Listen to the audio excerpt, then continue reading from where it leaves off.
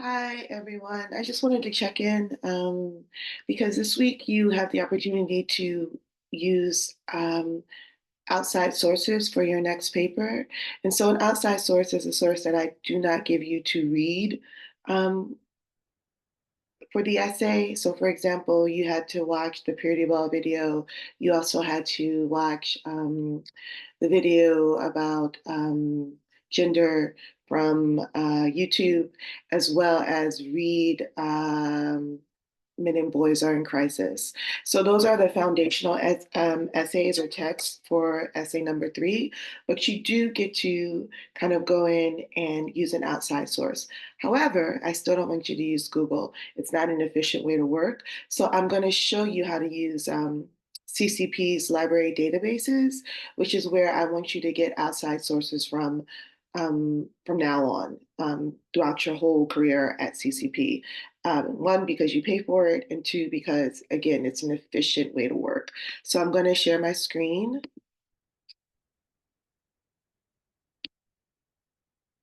and I'm just going to kind of get us into the library. Okay, so I am in CCP's my Canvas account, and so you want to be in your Canvas account at home to sign into the library. So I'm going to go to Student Services, just click on it. I'm going to go to Library, click on it, and that'll take you to the library homepage. And so if you scroll down a little bit, you'll see books, articles, and more, databases. I actually want you to kind of refine your search a little bit. And also, most of us, at least for this essay and for a lot of your papers, your professor is not going to require that you actually read an entire novel or an entire book.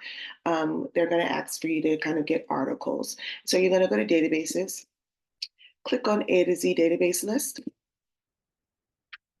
Okay, so these are all I don't want to talk to a librarian. So these are all the journals that you have access to as a CCP student. They're in alphabetical order.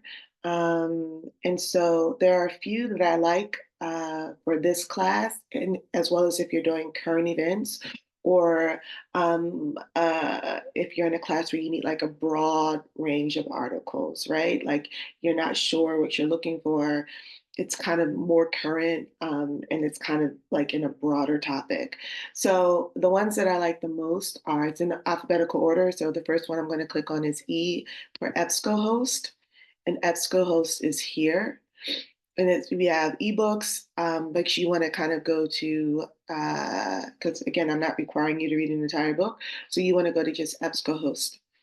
Click on it, and it'll take you to the site where you can do the search. Again, so I'm going to go to Academic Search Ultimate.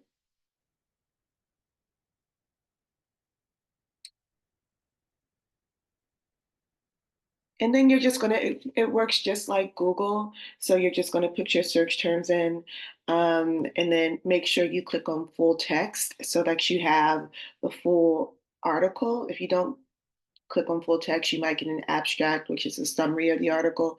That won't really do you any good. So make sure you click on full text here. So I love EBSCOhost. I'm going to go back to A to Z databases.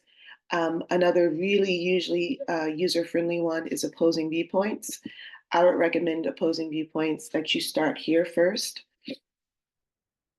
And Opposing Viewpoints works the same way. And you would just type in your search. And so say if I'm doing, if you're going to do the second essay, which is on toxic masculinity, you have a choice between two essay questions this week. So maybe I'm just going to type in toxic masculinity. This is the one that's going to be most familiar, like the most like Google for you. So I'm just typing in toxic masculinity, and here's what comes up. So you have, and I love this site because it breaks it into magazines, news, and journal articles, academic journals. And so you can kind of, say, okay, like magazines are going to be really accessible for you. They're going to be easy to get through, easy to read. News articles are going to be pretty accessible. The academic journals, there are only two here, but generally they tend to be a little bit more difficult to get through because they're written for folks who are in that discipline, in that field. So I would always start with either the magazines or the journals, unless your professor tells you otherwise. And so if I scroll down, right, a great one is Why Toxic Masculinity Hurts Men as Well as Women. That seems like it'll work for me. I'm going to click on it. And again, just like Google, you want to click, do a quick scan, see if it's going to work. Um, and so let's assume that this does work, right? The first thing I'm going to do is email it to myself. And so you would just click on email so you don't lose it. And use whatever your preferred email address is. It doesn't have to be CCP. And so you're going to email it. It's from you to you so that you have this in your email. But because, so that's the first thing. But the most important thing and why I'm going to strongly encourage you to use the databases is because it does the citation for you. So we've been working through Works Cited, right? Um, and there's so many tools now to use, and this is a great tool. So to get to your how you would kind of set up your Works Cited page and how you would reference this source, I'm just going to click on Cite, and it gives it to me. Literally, all you have to do is copy and paste this and put it on your Works Cited page. Make sure it's in alphabetical order according to the author's last name, right? But it does all the heavy lifting, so you don't have to think about it. Most of you are moving into 102 where you have to look up your own sources and it's a research course, right? And where you're kind of graded heavily for that reference or Works Cited page. And so you just want to come here so that there are no mistakes, right? There's just no mistakes. You copy and paste. So I'm going to come out of this. So for this paper, I want you to use CCP's academic database. And again, if I go to the steps one more time, you go to student services. From student services, you go to library. From library, you go to databases, and then the A to Z database list. I, again, like EBSCOhost, I'm just going to click on the E. I prefer Opposing Viewpoints. I think it's going to feel the most familiar to you. Another great one is JSTOR, where it's going to just have a lot of sources. But I would say go in and play with it, right? Start with EBSCOhost, Opposing Viewpoints, and JSTOR. And then, I mean, there's so many that you can kind of choose from in this database. But I would say start with those three. And again, the search is going to be very similar to Google, right? However you search on Google, it's kind of going to be the same search terms. Okay, the next thing I want to talk about is your outline. So this is our third paper, right? So you're gonna get a little bit more leeway. So one, you can use outside sources, at least two, as well as the primary source that I give you. And then, so that means that your paper may get longer, it may change. So I wanna just talk about the outline really quickly. So generally, we've been working with a 5 paragraph outline model, 6 paragraphs if you include the attention grabber. And that is that's the basis of an academic essay, right? But it can get longer. And so when you move on to your 102 class, your paper, most of you will be writing like a 12 to 15 page paper, right? And so you're not reasonably going to get, a 5 paragraph essay. That can't, that won't add up to 12 to 15 pages. So what do we do? So I want you to begin to think about the essay in terms of parts, right? And we have been thinking about that, but I've just been really strict on the structure because I wanted to make sure we got it. So now I want you to think about the introduction as the first part of the essay. And so for a 5 paragraph essay, the introduction can be 2 paragraphs. If it's a research paper and you have to give more background and context, maybe the introduction is going to be 2 pages, but the introduction is always going to end with your thesis statement, right? So on that note, that means that our thesis statement might look a little different. So we've been working with a closed thesis, and I can just and I'll post this for you guys, right? I'm sorry, we've been working with an open thesis. No, we've been working with a closed thesis. I was right the first time.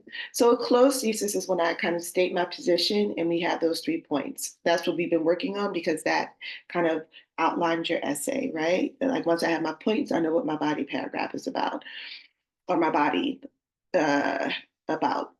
But again, that doesn't work for a longer paper.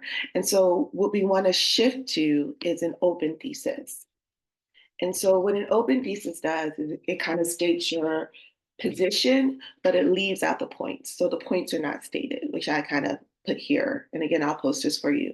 And so I did the example of, you have two essay questions. One is about teenage girls and should they be taught abstinence or sex education. The other one is about like what should we teach boys in America for them to be healthy, because we're looking at these gender roles. So here's my open thesis. Teenage girls should be taught sex education for their overall emotional and physical health.